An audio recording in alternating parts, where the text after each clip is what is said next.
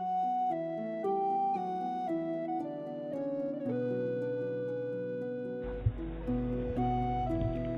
bismillah. Assalamualaikum warahmatullahi wabarakatuh. Bismillahirrahmanirrahim. Alhamdulillahirabbil alamin. Wa bihi nasta'inu ala umurid dunya waddin. Allahumma sholli wa sallim wa barik ala habibina wa syafi'ina sayyidina wa maulana Muhammadin wa ala alihi wa ashabihi wa ala manittaba'a huda ila yaumiddin. Amma ba'du. Bismillah. Mari kita lanjutkan ngaji filsafat kita. Malam ini tema terakhir untuk bulan Februari dalam tema cinta. Minggu pertama kita ketemu Plato, minggu kedua Erich Fromm, minggu ketiga kita ketemu Robiah Adawiyah, dan malam ini terakhir kita ketemu Sufi besar Jalaluddin Rumi. Oke, monggo nyari tempat. Yang belum ngambil minum silahkan ngambil minum. Ya, nanti kalau ketelatan ndak kebagian. Ya, diambil aja sendiri-sendiri ya. Oke. Rumusnya tetap sama untuk ngaji kita. Fokusnya tetap pada pengayaan ilmu. Diharapkan rumusnya kayak Sokrates. Katanya Sokrates, semakin banyak ilmunya, harusnya orang itu semakin baik perilakunya. Tambahnya ilmu harus korelatif dengan semakin baiknya amal. Kenapa begitu? Mungkin teman-teman komplain, kan banyak orang ilmunya banyak tapi juga kurang ajar. Nggak, orang yang ilmunya banyak kok tetap kurang ajar. Itu kalau menurut Sokrates dia bukan orang pinter. Karena kalau orang ilmunya banyak tetap perilakunya nggak bagus, dia sedang melakukan sesuatu yang bertentangan dengan ilmunya. Dan itu akan menghasilkan hidup yang gelisah, hidup yang galau. Dan hanya orang bodoh yang milih hidup sumpek. Orang yang sudah tahu kalau korupsi itu jahat, merusak, kok tetap korupsi, itu katanya Sokrates orangnya bodoh. Maka visi kita di ngaji ini yang bolak-balik saya sampaikan, semakin nambah ilmunya harusnya semakin baik kelakuannya. Rumusnya itu. Kalau belum, ya diusahakan. Kan cuma itu. Bismillah. Kita sekarang masuk ke seorang sufi besar. Asalnya dari Balkh. Kalau tulisannya Balkhi. Daerah Afghanistan. Dari sekitar awal abad 13. Jalaluddin Rumi ini lahirnya 1207 dan nanti meninggalnya tahun 1273. Sufi Jalaluddin Rumi ini terkenal tidak hanya di dunia Islam. Orang Barat juga banyak yang jatuh cinta sama Jalaluddin Rumi. Dulu tahun 2007, waktu PBB 2007 800 tahun peringatannya Rumi, itu UNESCO PBB mencanangkan tahun 2007 adalah tahun Jalaluddin Rumi. Jadi orang barat aja banyak yang jatuh cinta, padahal kita banyak yang tidak kenal sama Jalaluddin Rumi. Jangan-jangan orang luar lebih mengapresiasi. Dan sejauh yang saya tahu, muka kita umat Islam itu banyak diselamatkan oleh beliau-beliau ini. Stigma-stigma negatif Islam yang teroris, Islam yang ngamuan, itu menjawabnya mudah karena ada orang-orang seperti Jalaluddin Rumi ini. Jadi kalau ada yang ngomong, oh Islam itu ngamuan, oh enggak, coba dilihat Rumi itu. Kebetulan nama ini diakui. Bahkan Paus Yohanes ke-23 itu menghormati Rumi. Dia bilang, kalau di hadapan Rumi saya harus tunduk dan patuh. Itu mereka. Dan jangan lagi tokoh-tokoh Muslim seperti Iqbal, termasuk juga tokoh Hindu seperti Gandhi, itu idolanya juga Rumi. Di masjid ini juga Rumi kan kita kaji bareng Cak Kus. Ya, semoga, makanya kok lama sekali ya ngaji filsafat ndak ngangkat-ngangkat Rumi. Loh, tiap sekian minggu kalian kan sudah ketemu Rumi. Cuma karena banyak yang minta, ya sudahlah saya angkat di filsafat cintanya. Sebenarnya banyak gagasan-gagasan original dari Rumi, cuma malam ini kita ngomong cintanya saja. Rumi ini ayahnya sendiri itu seorang wali, seorang ulama. Gelarnya Sultanul Ulama. Namanya Syekh Bahauddin Walad. Aslinya dari Balkh, Afghanistan. Afghanistan zaman dulu itu kan masuk wilayahnya Persia. Cuma waktu Rumi umur 3 tahun, Syekh Bahauddin Walad dan keluarga ini pindah ke Konya. Konya itu di satu daerah namanya Rum. Konya ini masih, kalau hari ini, wilayah Turki.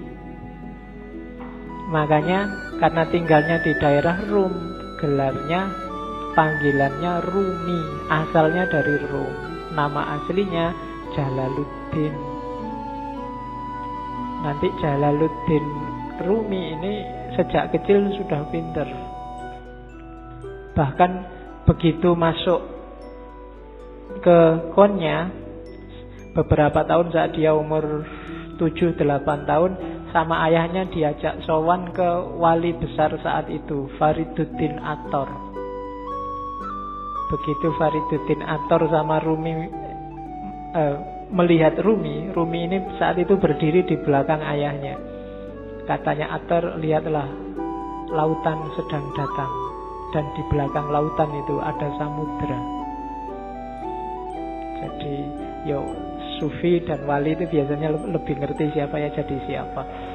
Dan ramalannya Fariduddin Attor benar bahwa Rumi ini nanti melebihi ayahnya jauh. Setelah ayahnya meninggal, nanti Rumilah yang menggantikan ayahnya. Kalau zaman sekarang mungkin di pondoknya, santrinya banyak, 4.000-an lebih. Sehingga dikenallah nanti Rumi dengan gelar Maulana. Maulana Rumi, tuan kami, tuannya orang Rum. Itu karena kepinterannya seorang Rumi. Jadi dia profesor pinter zaman itu. Meskipun nanti ada titik balik kehidupannya yang membuat dia jadi tidak sekedar orang pinter, tapi jadi orang sufi besar. Jadi yang bikin titik balik ini nanti ketika dia bertemu gurunya, namanya Syamsu Tabriz, Syamsuddin At-Tabrizi. Ini sufi misterius yang kemarin waktu kita ngaji Sunan Kalijogo, kan waktu Sunan Kalijogo mau naik haji ke Mekah terus transit di Malaya, di Pulau Upih itu nunggu kapal, bergurulah Sunan Kalijogo pada seorang wali yang namanya Syamsu Tabriz. Kalau di Serat Jawa namanya Syekh Sutabriz. Syekh Sutabriz ini dimungkinkan ya wali pengembara Syamsu Tabriz ini, meskipun ada beberapa kritik termasuk ndak sinkron tahunnya, tapi bisa jadi juga. Nah itu Rumi jatuh cinta luar biasa sama gurunya. Jadi kalian gak usah heran kalau baca sejarahnya Rumi kok sampai segitunya ya sama gurunya. Masa gurunya cowok loh. Ya kan, biasanya sing pikirannya aneh-aneh, cowok seneng cowok berarti enggak gitu. Ya, kayak kamu kagum sama gurumu yang kamu anggap luar biasa kan juga kamu saking harapannya, saking senengnya. Dan Rumi ekstase kalau sama gurunya ini. Rumi dapat banyak sekali pelajaran dari Syamsu Tabriz. Dari situlah Rumi kemudian mulai menarik diri dari dunia ramai. Dia mulai zuhud, mulai uzlah, yang nanti memunculkan fitnah-fitnah, bikin Syamsu Tabriz tidak nyaman di dekat Rumi, terus pergi. Ketika gurunya ini pergi, itu Rumi mengalami semacam depresi, semacam stres, ditinggal orang yang paling disayangi. Mulai keluar bakat sastranya, syair-syairnya lahir. Termasuk nanti setelah ditinggal gurunya ini lahirlah tarian paling terkenal yang kita lihat mungkin di masjid ini kemarin waktu burdan kan juga ada. Orang barat menyebutnya whirling dervish, sufi berputar, yang gambarnya orang muter-muter cepat sekali itu. Jadi itu sebenarnya waktu Rumi sumpek, suatu ketika dia ke tempatnya seorang muridnya namanya Salahuddin. Salahuddin ini pandai besi. Jadi tukang besi yang biasanya nempa besi itu. Nah, dia merenung di situ, termenung. Tiba-tiba dia dengar ketukan besi itu yang teng yang membentuk apalah kalian. Saya tidak tahu di Jogja di mana ya pandai besi. Sekarang enggak, mungkin enggak populer. Tapi dulu ada tukang besi. Nah, lama-lama bunyi ketukan ini di telinganya Rumi kedengaran kayak bunyi wirid, kayak bunyi Allah, Allah, Allah terus di setiap ketukannya, dan secara nggak sadar tubuhnya bergerak mengikuti irama ketukan besi itu. Dari situ nanti terus dia berputar. Dari situ nanti lahir whirling dervish yang terkenal dalam torekot yang di torekotnya Rumi itu namanya torekot Maulawiyah. Oke. Jadi torekot yang dikembangkan sesuai ajaran-ajaran Rumi. Ajaran-ajarannya dirumuskan sama sahabatnya yang namanya Syekh Husamuddin. Kalau Rumi dia nulis beberapa kitab besar yang populer, yang kita ngaji di sini sama Cak Kus itu Rubaiyat. Rubaiyat itu 1600 bait syair. Nanti kitab yang dia tulis paling terkenal lagi Diwanu Syamsu Tabriz. Ini pujian-pujian syair tentang gurunya Syamsu Tabriz. Tentang gurunya juga dia tidak cuma nulis diwan, tapi nulis Maqalatus Syamsu Tabriz. Dia juga nulis maktubat. Yang paling terkenal dari Rumi secara internasional juga adalah Masnawi. Masnawi ini bagi beberapa tokoh disebut Qur'annya Persia, karena ditulis awal pakai bahasa Persia. 25.000 bait syair didiktekan pada sahabatnya Syekh Husamuddin dalam jangka kurang lebih 15 tahun.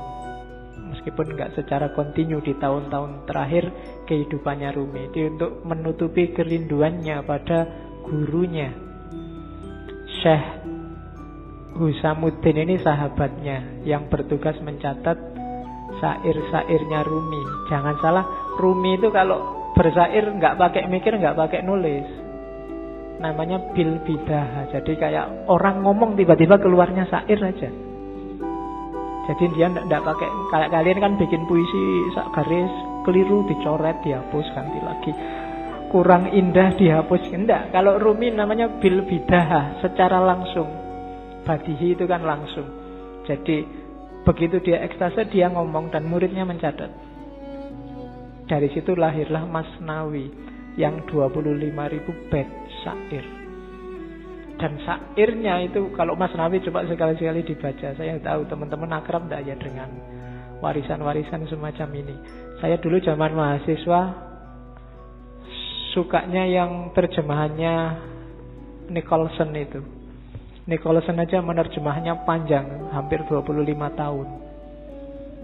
Menerjemah karyanya Rumi mulai 1925 sampai 1950. Orientalis itu mau sekian puluh tahun menggeluti karya umat Islam. Jangan dibandingkan sama kita. Ya, nanti kita malu. Kita kan bisanya cuma marah-marahin orientalis. Padahal kita tidak mau setekun orientalis untuk belajar Islam. Itu kelebihan kita hari ini. Iya, kita kan senengannya nesu. Kalau ada yang nggak cocok dikit marah-marah. Kemarin saya waktu di Jakarta ada wartawan yang tanya, Pak Faiz, ngaji filsafat itu kitabnya apa? Tidak ada kitabnya. Lah kok tidak ada kitabnya? Ya memang tidak ada. Nah terus pakai apa? Tak bilangin kitabnya itu kitab cahaya. Kan kitabnya cahaya tau kita. Iya. Jadi terus yang datang itu siapa aja kan? Biasa tak pakai guyon itu kan. Yang datang ke sini itu semuanya bercahaya. Karena senengannya pegang HP, dipegang wajahnya bercahaya semua. Ada yang tanya gitu. Ya kemarin saya waktu sama Pak Said Akil itu kan terus gimana ya Pak solusinya, ada hoax, ada berita palsu, itu kan di panel sama banyak tokoh yang lain. Solusinya banyak tapi ya masih sumpek aja. Akhirnya terakhir, kata-kata terakhir Pak Faiz gimana kalau kita berdoa saja. Doa kita itu selama ini kurang.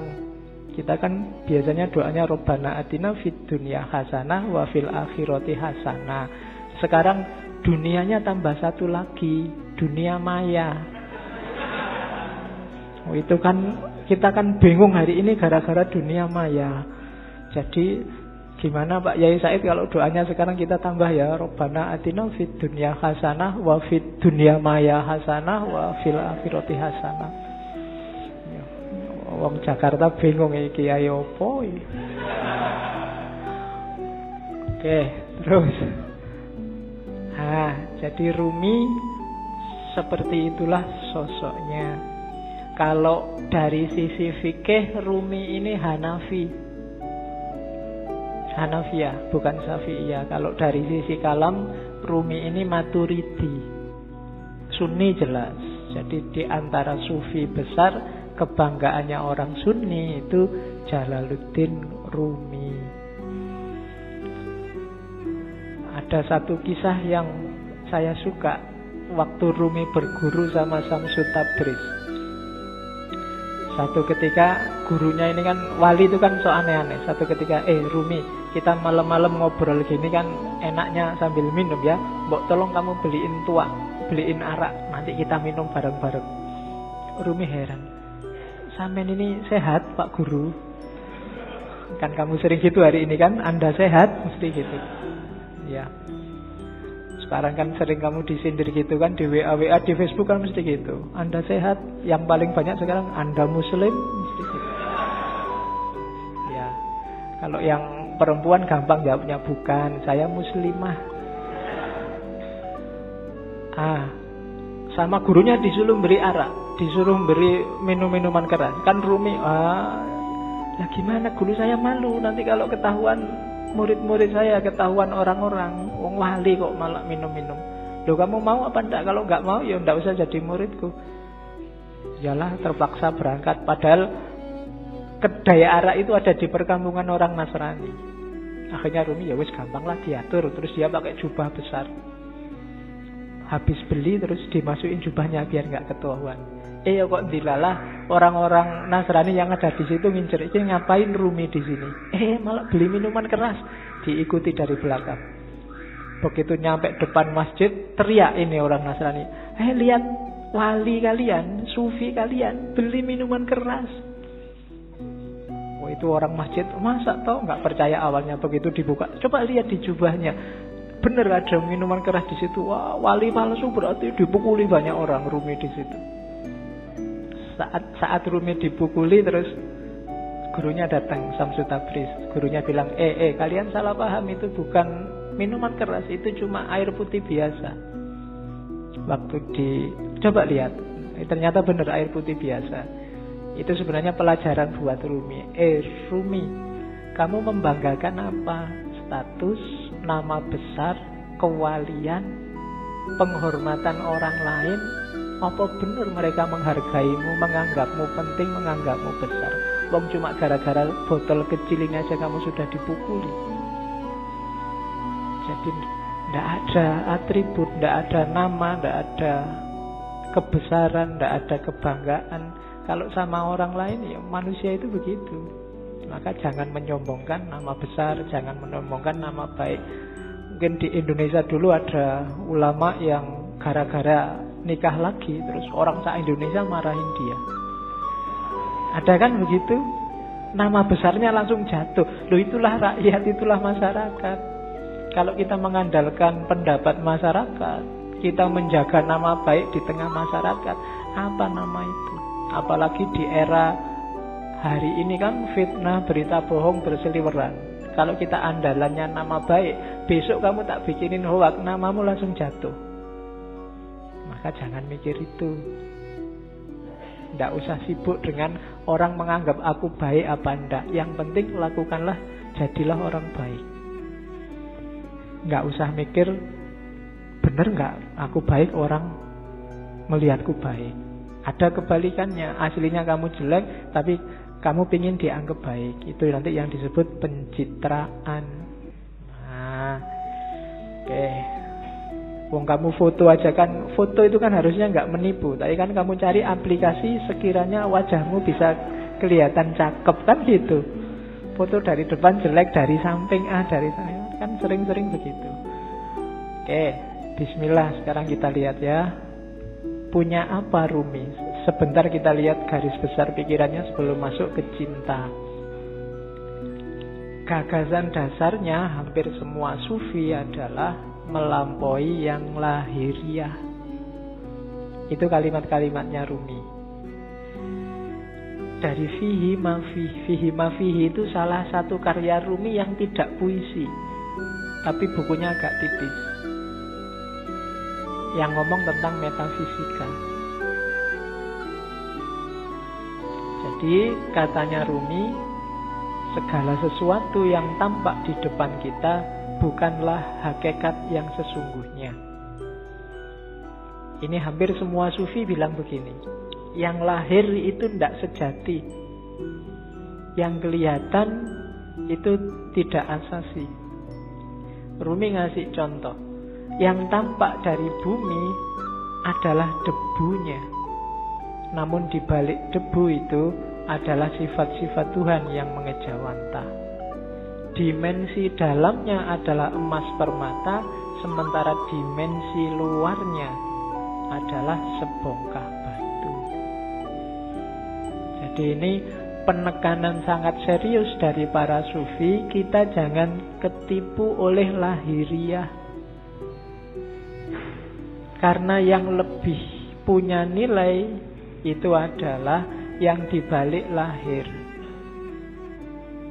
Ya kalau manusia berarti ruhaniyahnya lebih penting. Kalau itu sesuatu berarti esensinya, bukan eksistensinya. Yang ruhaniyah bisa menipu. Bumi itu kelihatannya cuma debu, tapi kalau kamu masuk ke dalam, banyak hal berharga di situ.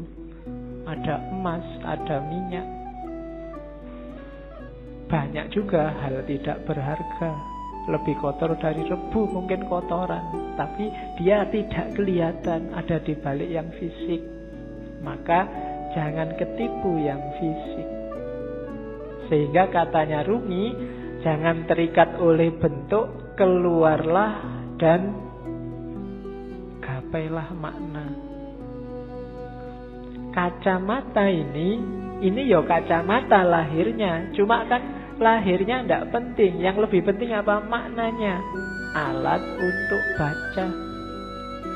Kalau cuma lahirnya ya cuma kaca sama plastik sama itu. Dia jadi bermakna karena apa? Ada sesuatu yang dikandung di balik yang fisik apa? Dia bisa dipakai untuk baca. Itulah makna. Atau mungkin pas kamu gatel terus dipakai untuk garuk-garuk. Ini kan makna namanya. Kelihatannya tidak penting, tapi dia maknanya apa itu lebih penting.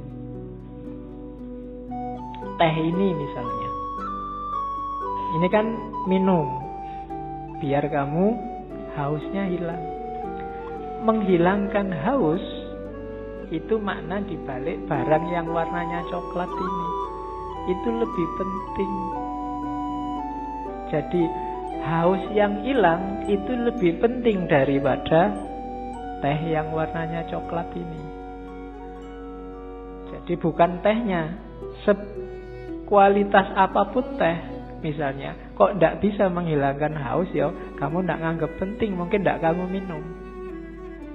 Bismillah ya, dicoba ya menghilangkan haus bener apa. Oke. Tidak usah dijawab.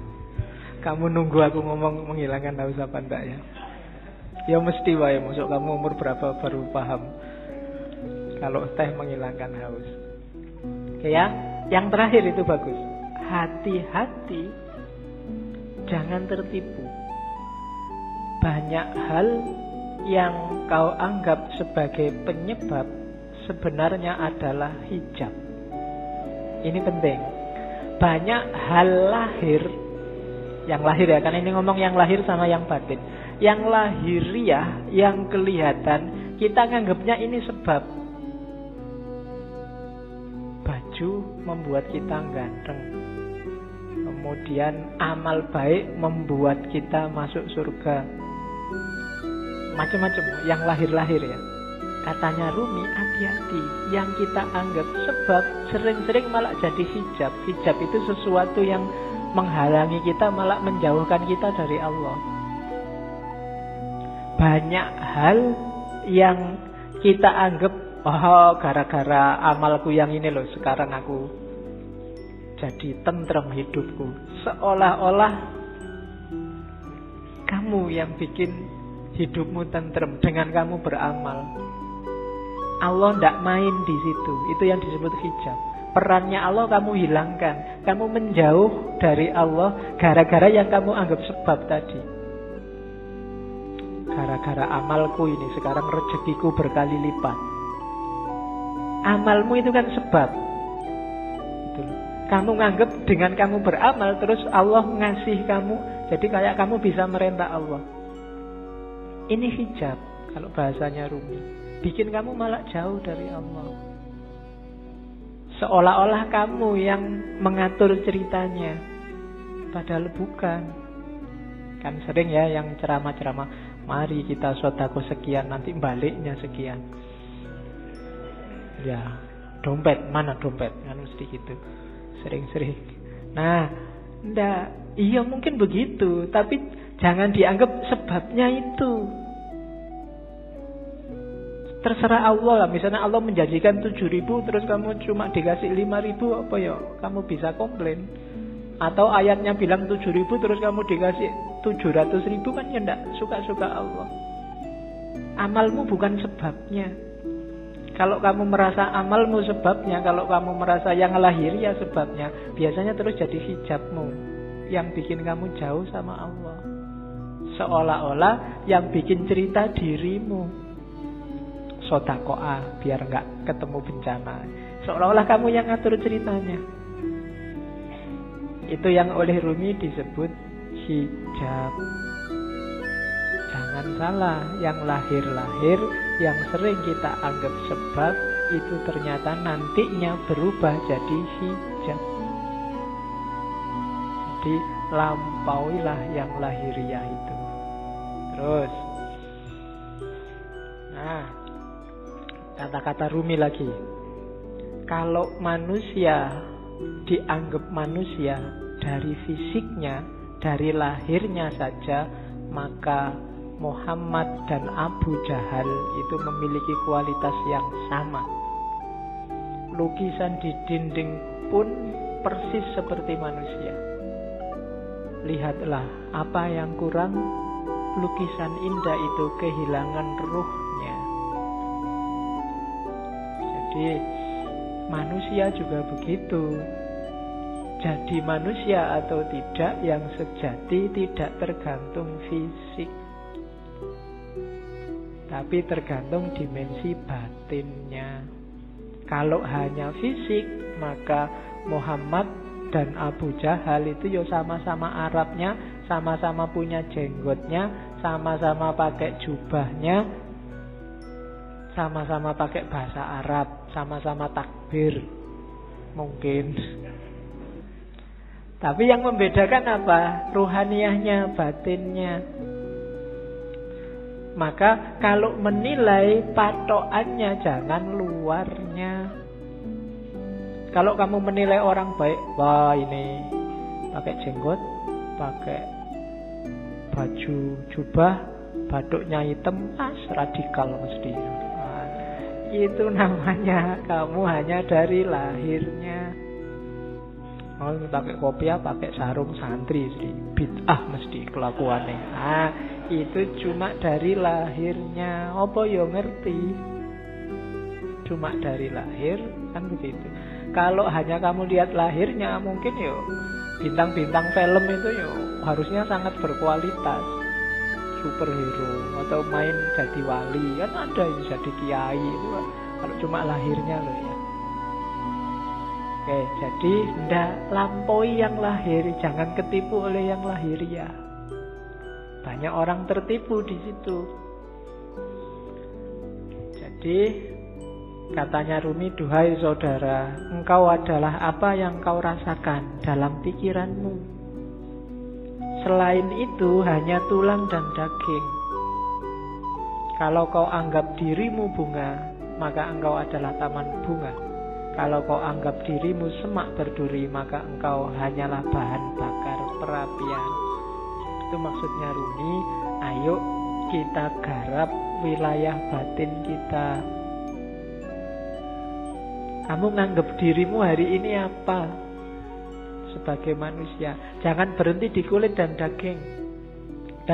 Jangan sibuk mikir,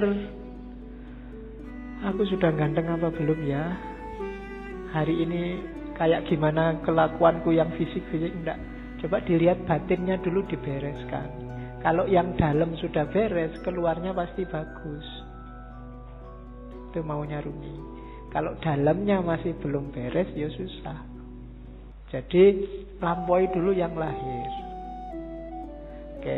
Bahkan banyak amalan-amalan ibadah lahir di banyak hadis jadi tidak bernilai ketika batinnya ndak ikut.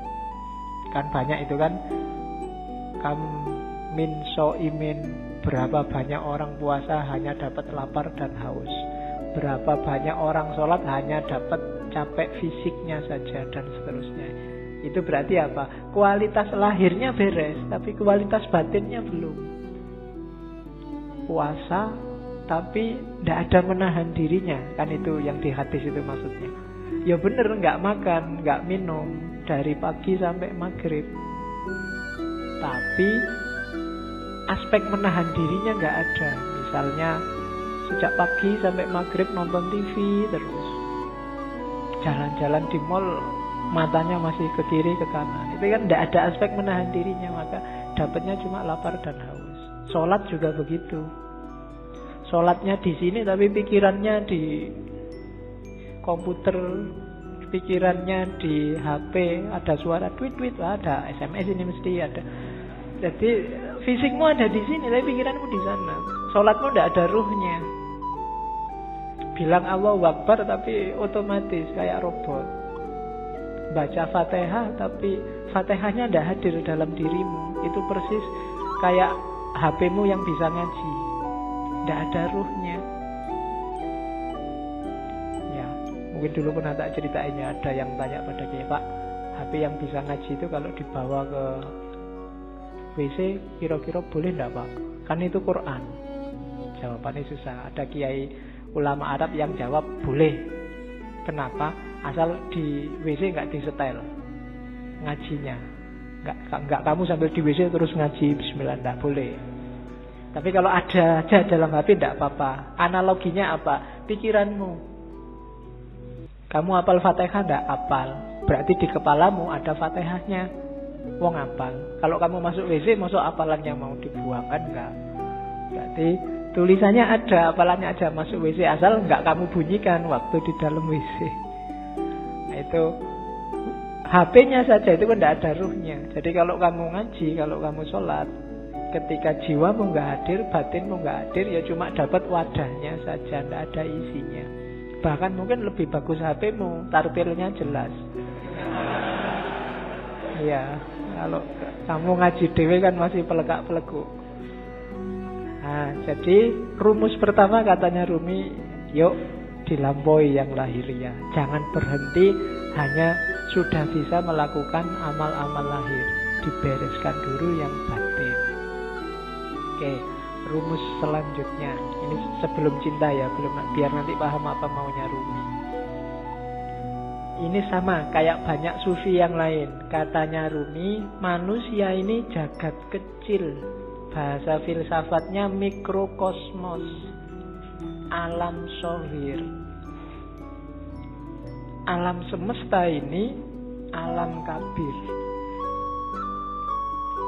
Dalam diri mikrokosmos ada makrokosmos, ada dalam dirimu terkandung semua unsur-unsur alam semesta. Makanya Al-Quran menyuruh lihatlah sekelilingmu dan lihatlah dirimu sendiri. Karena dalam diri kita, apa yang ada di alam, dalam diri kita ada, dalam bentuk mini. Unsur-unsur alam apa saja itu sebenarnya ada. Mineral kah, air, api, udara, tanah, ada semua dalam diri kita.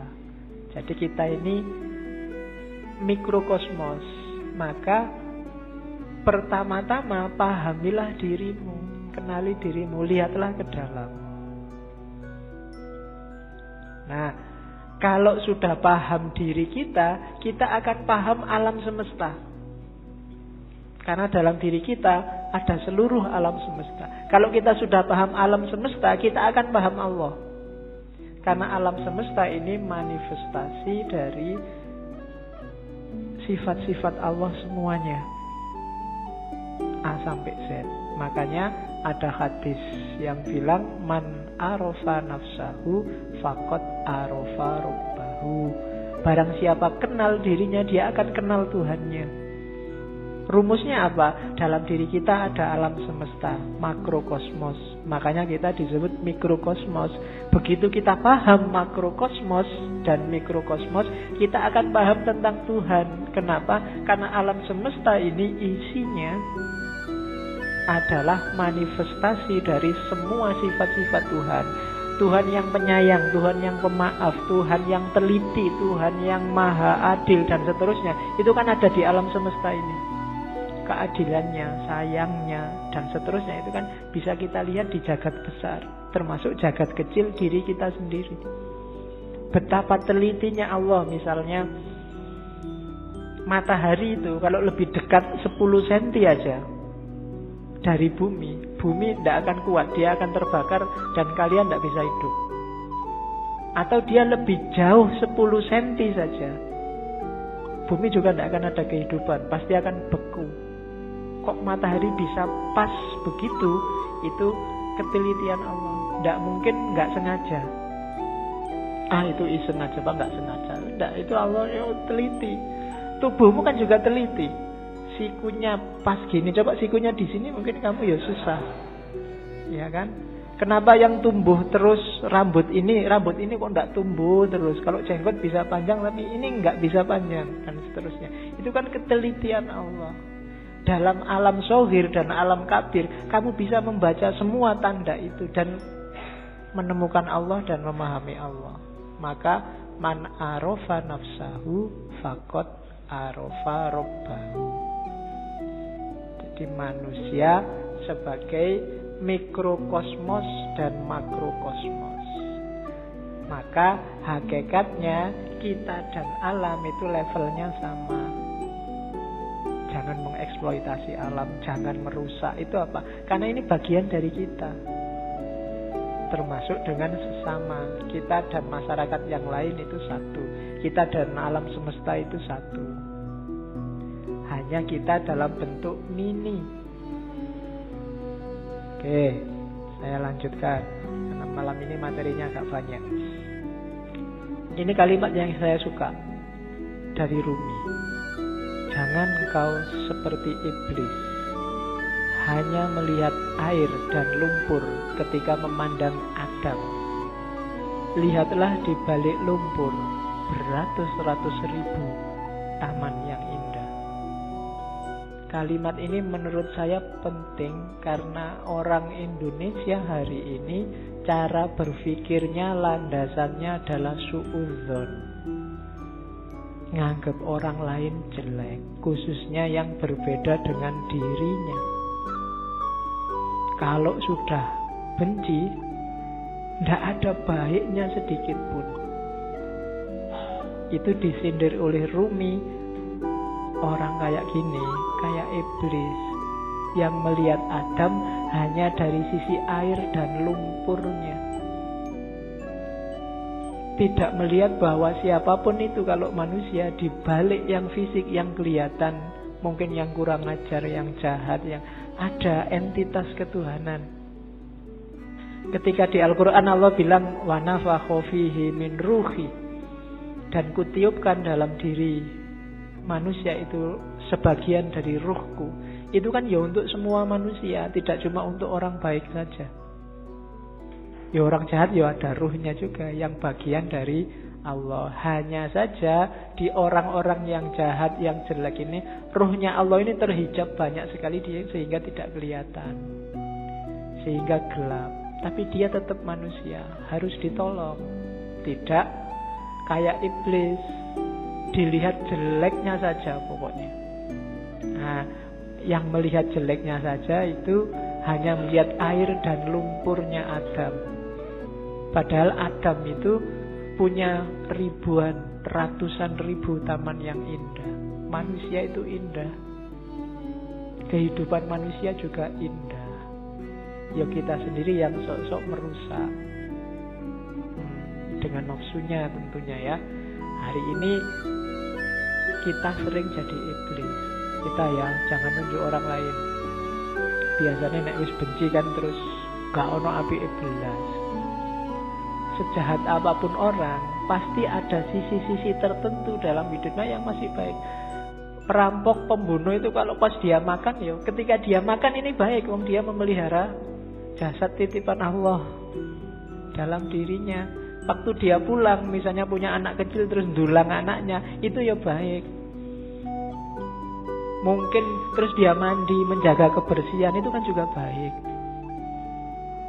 Mungkin di antara hasil curiannya eman-eman ini sodako sebentar, tetanggaku ada yang tidak, iki yo apik meskipun barang colongan itu tadi. Malingnya jelek iya, ngerampoknya jelek, tapi banyak sisi yang baik dalam kehidupannya. Tapi kalau begitu kita benci, yang baik-baik ini nggak kita lihat. Sebaliknya kadang-kadang juga begitu kita suka, yang jelek-jelek nggak kita lihat. Nah, maka yang penting yang pertama jangan kayak iblis ya, suka benci orang lain.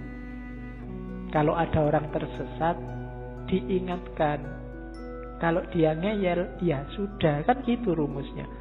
Ada orang mau ke Jakarta kok jalannya ke timur, ya jangan dimarahi, jangan dipisu-pisui, dipukuli, kurang ajar kamu ke Jakarta kok ke timur, kan enggak. Ya mas, Jakarta itu ke barat, sampai kok jalan ke timur.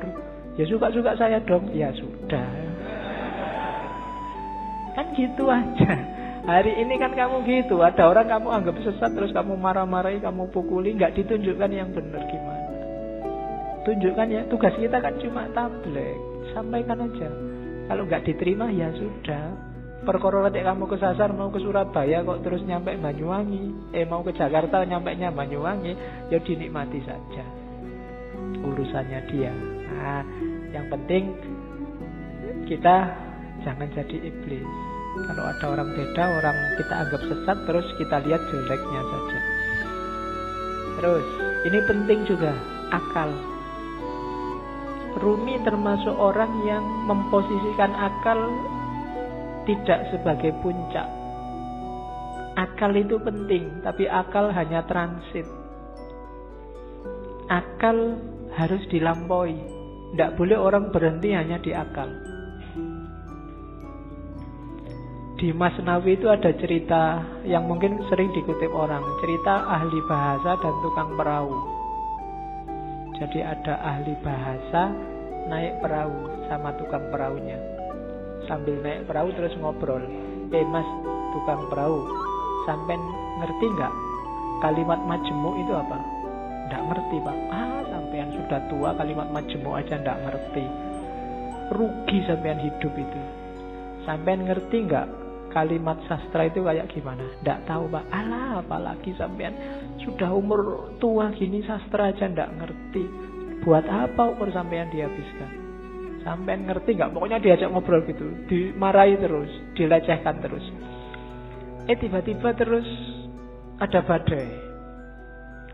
Kapalnya mau tenggelam, katanya yang punya perahu, waduh ini Pak, sampean bisa nggak berenang? Nggak bisa. Wah, sampean sampai tua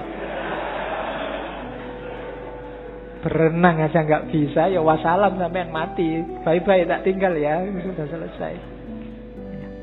Nah, itu cerita ini terkenal, nanti variasinya macam-macam. Tapi ini Rumi mau nyindir bahwa ya bolehlah ada orang pinter, tapi sepinter-pinternya orang itu kan sesuai bidangnya. Yang pinter filsafat mungkin tidak ngerti sama sekali tentang fikih. Yang pinter fikih mungkin tidak ngerti tentang kalam. Yang teknik mungkin tidak ngerti tentang kedokteran. Sak jago-jagonya Habibie, kamu tanyain, Pak Habibie, ngerti nggak teorinya Ghazali tentang? Tidak ngerti dia. Dia ilmunya penerbangan. Jadi, tidak. Maka orang pinter yang sombong itu janjinya orang bodoh. Sepinter apa sih dia? Ilmunya seluas apa sih? Tidak ada. Orang itu selalu pinternya fakultatif, sesuai fakultasnya masing-masing. Tidak ada ilmu universal. Makanya tidak ada kuliah di universitas, yang ada di fakultas. Universitas cuma mengkoordinir.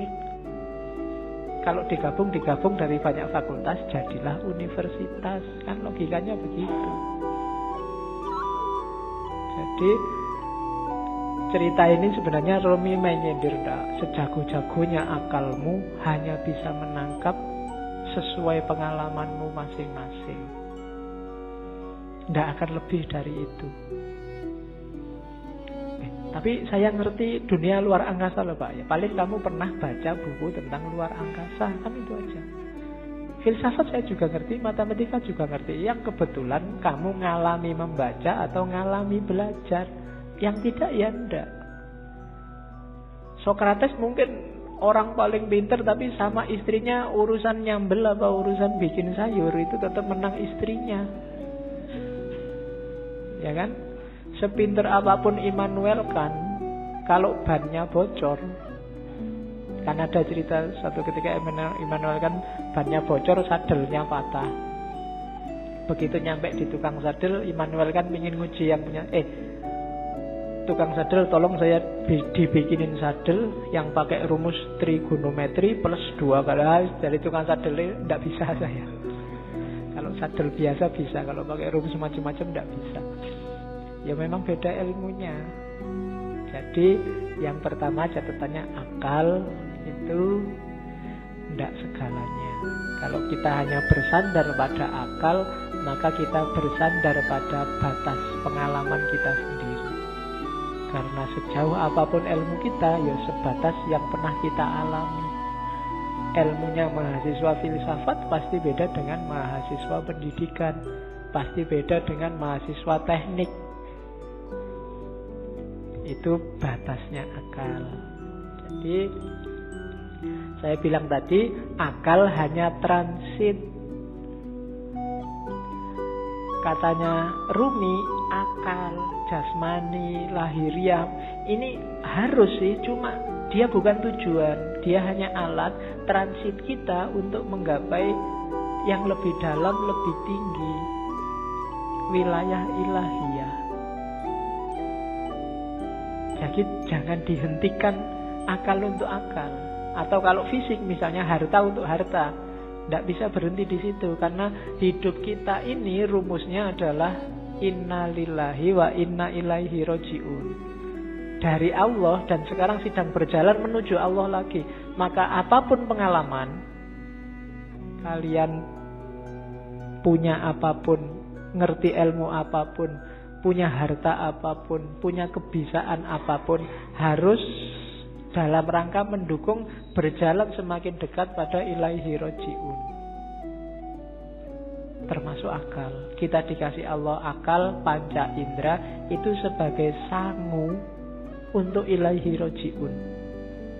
Jangan sampai tersesat. Bahkan Allah saking sayangnya sama kita, gak cuma itu, kita dikasih buku pedomannya langsung, namanya kitab suci. Enggak itu juga, karena khawatirnya kita enggak mau baca, kita dikasih nabi juga, dikasih rasul juga. Dalam rangka apa? Biar langkah kita ilaihi roji'un ini pas, enggak keliru. Maka katanya Rumi, akal kita, panca indera kita, apapun yang kita bisa, yang kita miliki, ini harus jadi jalan, harus kita lampaui menuju ilaihi roji'un tadi, dalam rangka bertemu dan berjumpa sama Allah. Kalau enggak, berarti satu di antara dua. Kalau bukan kesia-siaan yang nanti kita sesali, mungkin juga ketersesatan. Sia-sia itu enggak ada gunanya, kita tuas capek. Tersesat itu kita nyeleweng, jalurnya tidak ilaihi roji'un.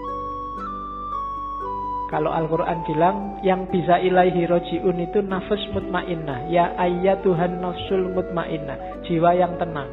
Maka tugas kita di dunia ini bikin nafas kita mutmainnah, biar nanti bisa ilaihi roji'un, bisa kembali dengan mulus, dengan lancar pada Allah. Nah itu akal. Jadi termasuk ngaji ini ya. Ngaji ini tidak boleh bikin semakin jauh dari Allah. Harus bikin paling tidak selangkah kecil lebih dekat sama Allah. Kalau enggak, mending kamu tidak usah ngaji. Kalau ada ya Pak, saya tuh ngaji filsafat terus jadi nggak yakin Allah itu ada apa enggak. Terus kamu tidak usah ngaji lah kalau gitu. Kok waktu ditanyain Allah besok kamu nunjuk aku. Ah itu yang ngajari Pak, nanti gitu aku susah aku. Enggak, pokoknya apapun harus bikin kamu selangkah lebih dekat. Kuliah juga begitu.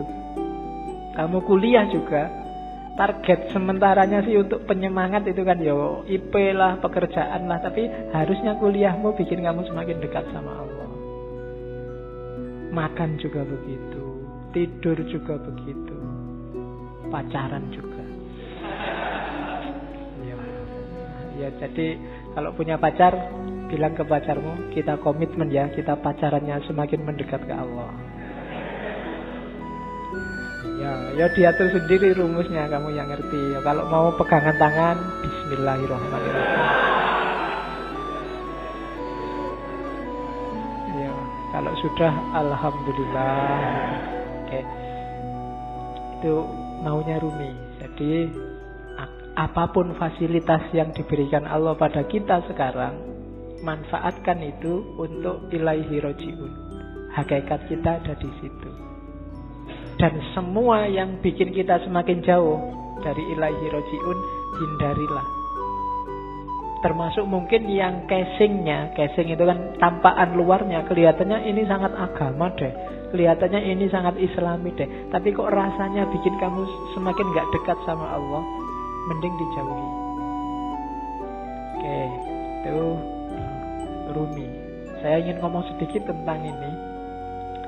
Tarian berputar Darwis, Whirling Darwis. Di tarian ini ada beberapa kunci ajarannya Rumi. Ya kalian lihat kemarin di masjid juga ada. Itu ada rumusnya. Mungkin kalian lihat dengan semakin muter semakin cepat, semakin lemah semakin cepat. Ada yang tanya kok enggak pusing ya? Enggak. Ada rumusnya. Kalau pengen enggak pusing, yang pertama waktu muter kepalanya jangan ikut muter, jangan ikut geleng, jangan ikut ngangguk. Yang kedua, jangan merem. Kalau merem ada kecenderungan lebih pusing. Yang ketiga, jangan lirak-lirik. Pandangan matanya harus lurus. Jadi yang gerak cuma badannya. Posisi tangan itu penting. Tangan kanan menunjuk ke atas, tangan kiri ke bawah.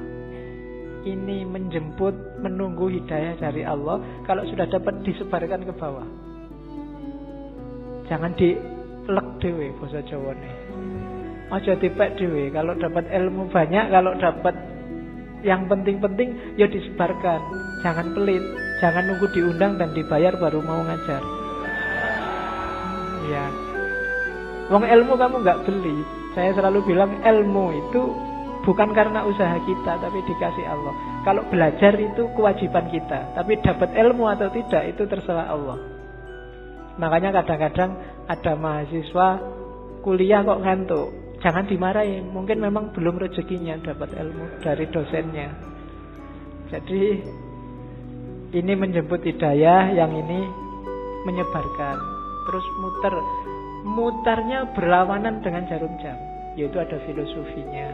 Kayak tawaf itu kan berlawanan dengan jarum jam juga. Ya mungkin filosofinya kalau manut jarum jam itu berarti ikut ritmenya dunia,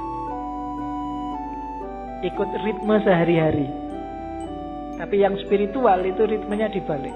Kita geraknya tidak mendatar tapi ke atas. Saya sering ngasih ilustrasi.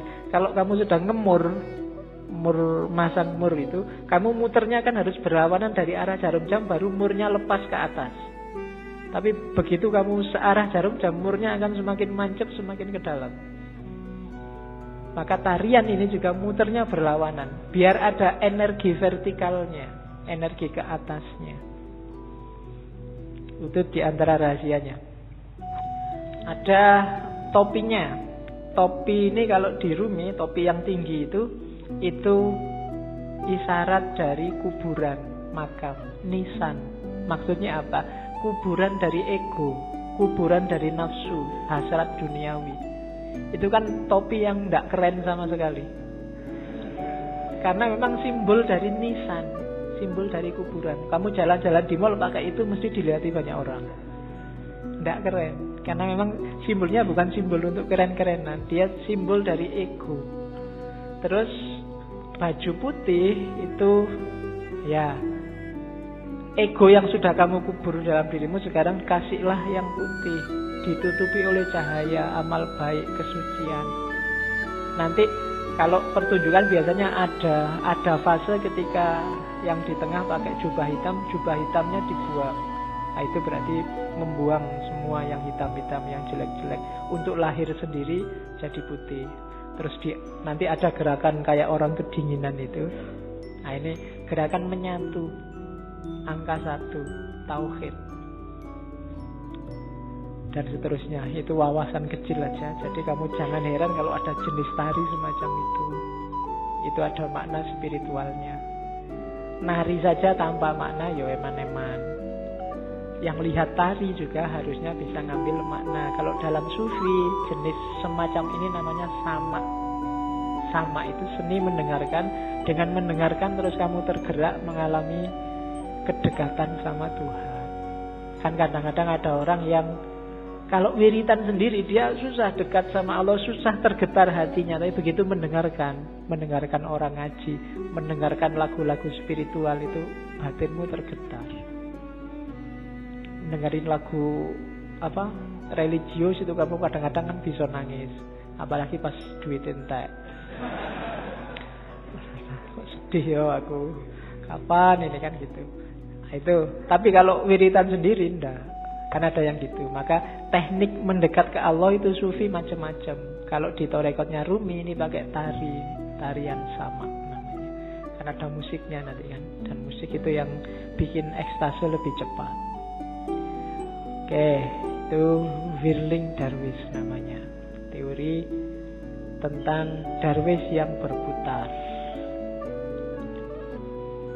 Saya sudah mau masuk ke cinta, cuma puisi ini menarik saya untuk bekal teman-teman. Bagus untuk tidak kemerungsung. Banyak orang hari ini ketika kamu belajar ajarannya sufi terus, waduh berarti harus jadi sufi ini. Terus kamu besok wiritan terus, puasa terus 2 hari, tapi habis itu hari ketiga lagi, kumat lagi, terus lagi. Enggak. Katanya Rumi tidak begitu caranya, pelan-pelan, step by step. Jika engkau belum punya ilmu, hanya prasangka, ya milikilah prasangka yang baik tentang Tuhan. Begitulah caranya, katanya Rumi. Jika engkau hanya mampu merangkak, maka merangkaklah kepadanya. Gak usah nunggu pinter tasawuf, pinter ilmu kalam, pinter fikih baru mendekati Allah. Bisanya apa? Ya dengan itu kamu mendekat ke Allah. Jika engkau belum mampu berdoa dengan khusyuk, tetaplah persembahkan doamu yang kering, munafik, tanpa keyakinan itu. Karena Tuhan dengan rahmatnya akan tetap menerima mata uang palsumu. Tidak apa-apa. Kan banyak kan sekarang doa itu tidak ada rasanya karena kamu sudah hafal. Saking hafalnya kan doa Bismillahirrahmanirrahim, alhamdulillah. Doa itu kan minta. Minta apa tidak jelas. Itu mungkin malaikat ya bingung, kamu itu minta apa? Jaluk kok sambil ngeremong, sambil kadang yang jarinya sambil berdoa sambil mungkin jaluk tenan apa ya. Tapi tidak apa-apa katanya Rumi. Persembahkan saja doamu. Gusti Allah itu maha rahmat. Dengan rahmatnya dia tetap menerima mata uang palsu. Ya, dulu ada yang tanya ke saya, kenapa doanya orang Islam itu tidak terlalu manjur, lebih manjur doanya orang Cina. Karena orang Islam itu pasif kalau doa, nunggu ya Allah, kasih dong ya Allah. Kalau orang Cina maksa, ya Allah turunkan. Jadi akhirnya jatuh semua dari atas. Kamu kan nunggu buahnya jatuh. Kalau orang Cina, wah, ya, jatuh dari atas. Oke. Jadi tidak apa-apa wis. Berdoa sebisamu. Ya agak palsu-palsu dikit, munafik-munafik dikit. Itu kan kering, munafik tanpa keyakinan.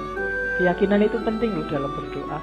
Karena Allah menjawab doamu itu sejauh keyakinanmu.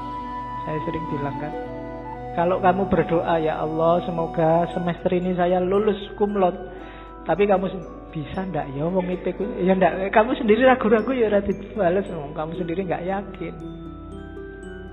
Keyakinan itu penting. Pak, saya keyakinannya separuh, apa ndak usah berdoa saja? Ya berdoa saja, jangan khawatir. Allah tahu yang kamu mau. Berdoalah. Allah tetap mengakui meskipun uangmu palsu, sama Allah diterima aja, ndak apa-apa. Karena Allah sangat sayang sama kita. Jika engkau masih mempunyai 100 keraguan mengenai Tuhan, maka kurangilah menjadi 99 saja. Begitulah caranya, wahai pejalan. Jadi kalau kita masih tidak terlalu mantep keimanan kita selama ini, masih melanggar-melanggar, masih dosane oke, ya tidak apa-apa, dikurangi dikit-dikit. Ya 100% tidak mungkin lah ya. Dikurangi 1%, biar jiwamu terlatih. Kalau langsung dibuang semua, insya Allah gagal. Ya, saya langsung ingin ikhlas lillahi ta'ala, tidak ngejar surga Pak, tidak iso.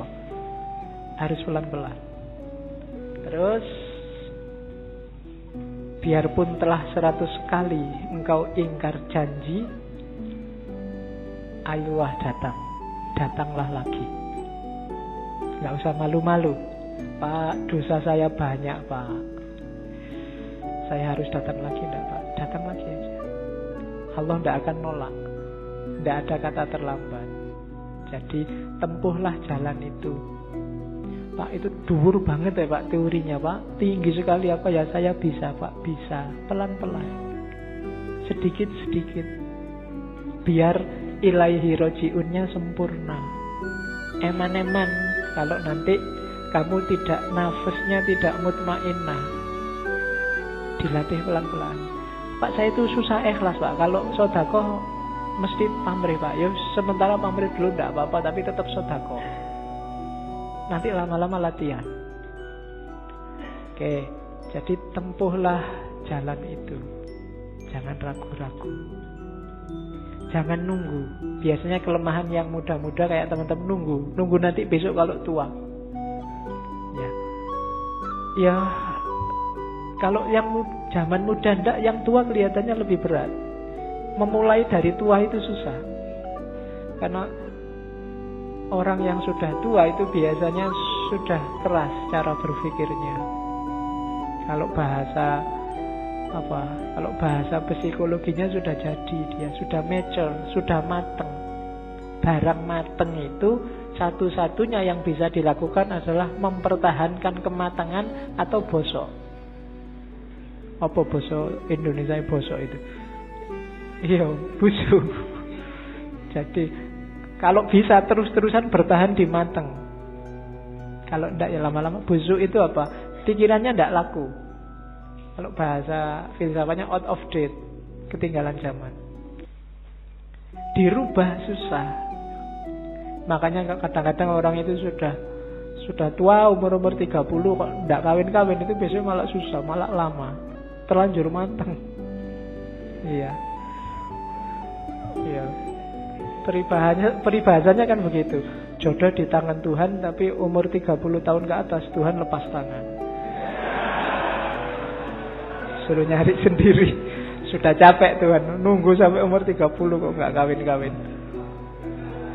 Oke, terus yuk kita mulai cinta. Panjang ya pengantarnya sebelum cinta. Yang pertama tentang cinta sekarang. Katanya Rumi, cinta itu sifatnya universal. Karakter yang dimiliki semua orang, agama apapun, dari budaya apapun. Tidak ada agama, tidak ada budaya, tidak ada peradaban yang tidak menganggap cinta itu luhur dan baik. Semua menganggap cinta itu luhur dan baik. Jadi itu rumus pertama. Kamu mencintai, itu tidak ada orang anggap kamu jelek apapun, kecuali yang duniawi. Jadi cinta ini perasaan yang universal. Yang kedua, cinta itu obat. Obat dari kesombongan, obat dari kelemahan, obat dari duka cita. Mengingatkan yang minggu-minggu lalu ya. Jadi cinta itu kan ketika orang berhubungan dengan sesuatu, tapi dia tidak memiliki pamrih apapun selain untuk yang dicintai. Ibu ke anak, orang tua ke anak, mungkin kamu dengan sahabatmu, ketika nggak nuntut apa-apa, kepingin yang kamu cintai ini bahagia, baik, unggul, dan bila perlu kamu berkorban demi kebahagiaannya, demi kebaikannya. Tidak usah ada balasan apa-apa. Kan itu kemarin definisinya cinta. Nah, cinta yang kayak gini, ini melatih jiwa. Yang pertama apa? Jiwa jadi nggak sombong. Jiwa pecinta itu jiwa yang rendah hati. Kenapa? Dia tidak mikir dirinya. Kok kamu merasa pecinta tapi masih sombong? Belum berarti. Perlu latihan lagi. Dan pecinta pasti kuat. Ya kan? Jiwa yang kuat itu kan jiwa yang dia selalu ingin memberi, tidak minta-minta, tidak ingin dibalas. Kalau kamu memberi sesuatu dan masih ingin balasan, berarti belum cinta. Makanya minggu lalu Robiah Adawiyah bahkan bilang, enggak, ya Allah, kalau aku ibadah ini hanya minta surga, jauhkan aku dari surga. Kalau aku ibadah ini takut dengan neraka, masukkan aja aku ke neraka. Aku tidak butuh surga, tidak butuh neraka. Aku hanya butuh dirimu, butuh ridhomu. Tadi kan rumusnya bukan ilal jannah atau minan nar, tapi ilaihi rojiun, pada Allah. Sering saya ilustrasikan surga dan neraka itu kayak semacam iming-iming biar kamu jalan menuju Allah. Kayak orang tuamu ngasih, belajar loh, nanti kalau belajar rajin tak beliin sepatu. Membeli sepatu ini surganya bagi kamu. Padahal maunya orang tuamu bukan sepatunya. Begitu kamu belajar, kamu akan pinter dan kamu akan ngerti manfaatnya pinter. Sholatlah, ibadahlah, zikirlah, biar kamu masuk surga. Kamu kan semangat begitu dipameri surga. Padahal begitu kamu tempuh jalan itu, sebenarnya kamu sedang menuju Allah. Itu memang diiming-imingi begitu. Karena manusia itu butuh reward konkret biasanya. Kalau rewardnya abstrak, orang geraknya susah. Tenang aja, besok di surga 72 bidadari gratis. Di sana bisa makan sak kapoe. Ini kayak diiming-iming, kamu kan terus jadi semangat. Sebenarnya kalau kamu jalan di situ, ya kamu akan ketemu Allah. Surganya dapat surga yang punya Allah kok. Masuk ketika kamu sampai ke Allah, jiwamu tumanina sama Allah dicemplungin neraka, kan enggak? Ya pasti surga. Dan nikmatnya bareng Allah itu jauh melebihi surga. Nanti banyak teks yang bilang itu. Cuma kamu tidak bisa bayangkan.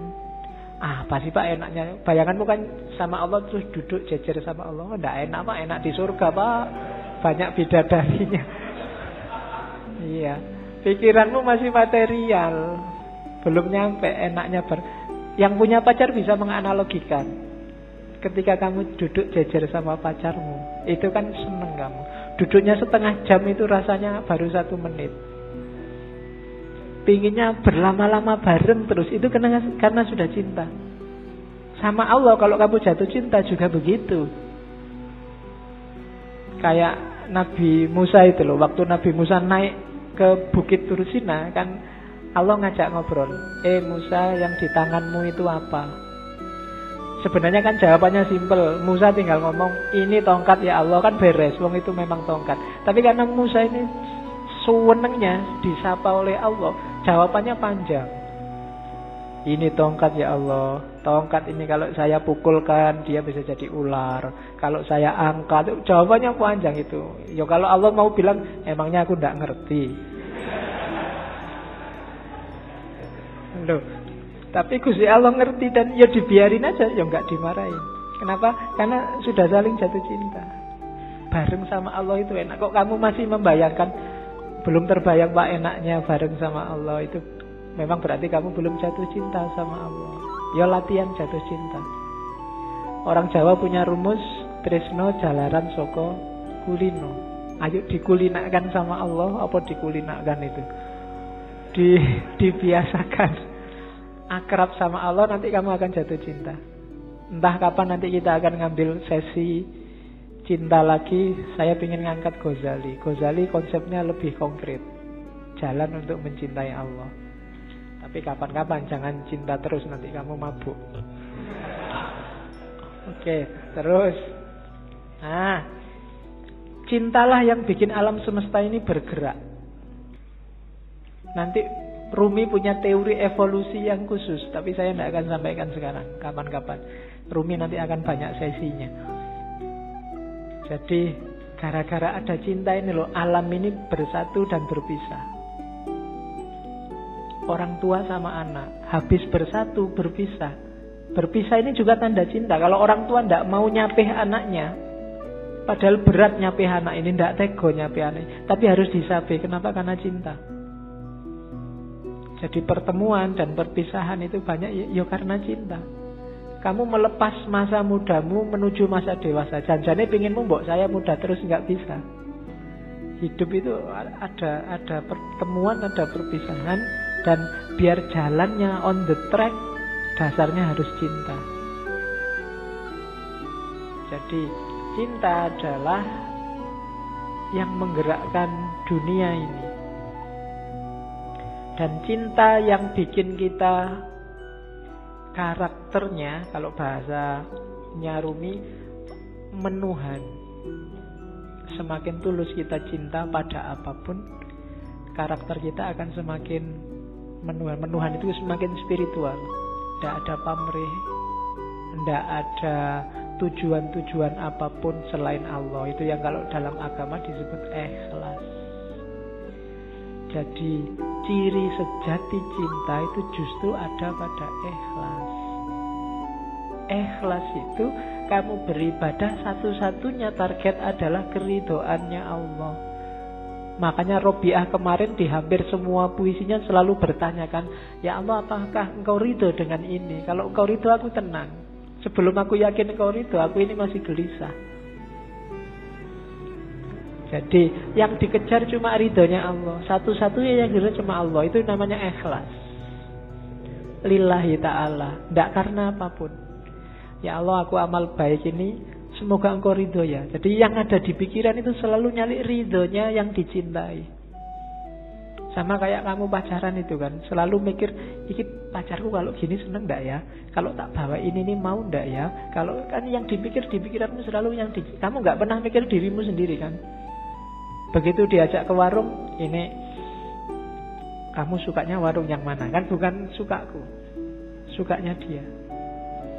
Jadi ketika orang jatuh cinta, egonya hilang. Dia tidak ngomong aku lagi, tapi ngomong kamu. Kalau kamu jatuh cinta ke Allah juga, bukan akumu lagi yang bilang, tapi ridhonya Allah.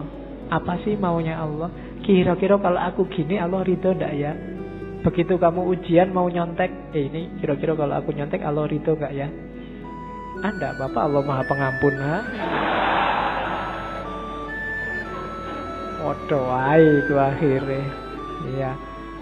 Ya kamu yang ngerti lah. Oke, terus bentuk apa saja, ekspresi apa saja yang lahir karena cinta yang tulus tadi pasti baik. Tidak mungkin tidak. Tidak mungkin mencelakakan. Kalau ada yang mencelakakan, berarti itu belum cinta dan pasti bukan cinta. Kalau dasarnya cinta, apapun yang keluar pasti baik. Dan yang kedua, cinta bukan suka, bukan duka. Kayak Robiah kemarin, tidak peduli hukuman. Cinta itu yang ada hanya ego yang lenyap, yang dipikir hanya dia. Terus,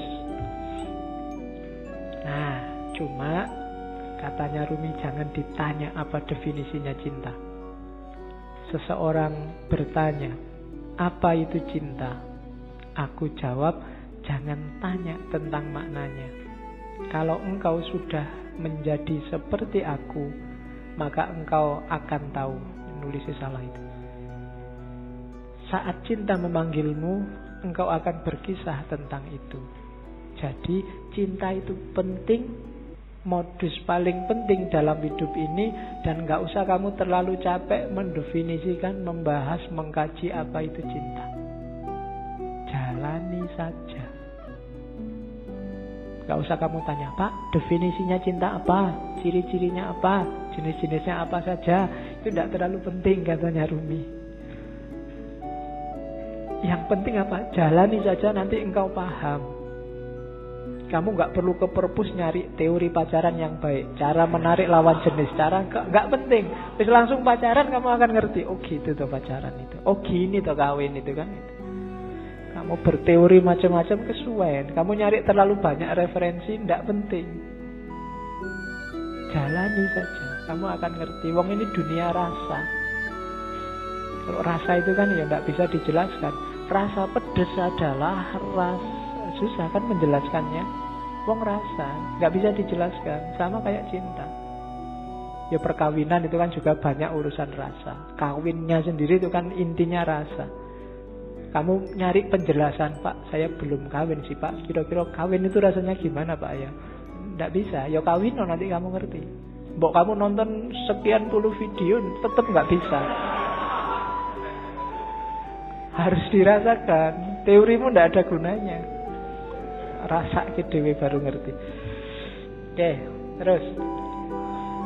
Ya, ini juga sama. Katanya Rumi, sekalipun cinta telah kuuraikan dan kujelaskan panjang lebar. Ini syair ini diterjemahkan Abdul Hadi WM dan kelihatannya dipakai di film ketika cinta bertasbih dulu. Namun jika cintaku datangi, aku jadi malu pada keteranganku sendiri.